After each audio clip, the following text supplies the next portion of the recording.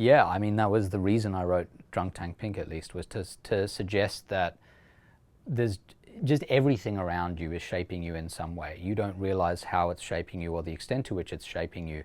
And so we have this sense that we are moving on a single directed path and it's very self-directed, whereas you're kind of being buffeted one way or another. I think those effects are small in isolation, but when you aggregate them, you put them all together, you end up having big effects. And so Drunk Tank Pink was about these small effects that influence us. Irresistible was an attempt to look for the single biggest thing that I think is shaping how we spend time and engage with the world today, which is technology and screens. So when you put all of that together, there are lots of little things that are shaping us, and there are some really big things like screens and technology that are shaping us. And what's left over is, first of all, very little time in the day when you're not enthralled to one of these experiences, which means that you may have autonomy to some extent, but it's going to be confined to a really thin sliver of the day. It's one of the first things I did was to try to get a sense of how much time we spend on our screens.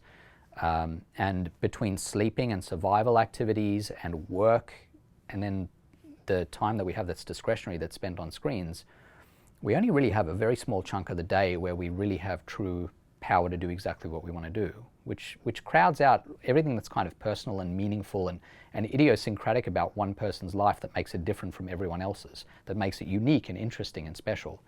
So I do think and I think people have been skeptical for a long time about the general notion of free will and autonomy, but I think this is just a sort of renewed call from the perspective of science suggesting, we don't have that much autonomy.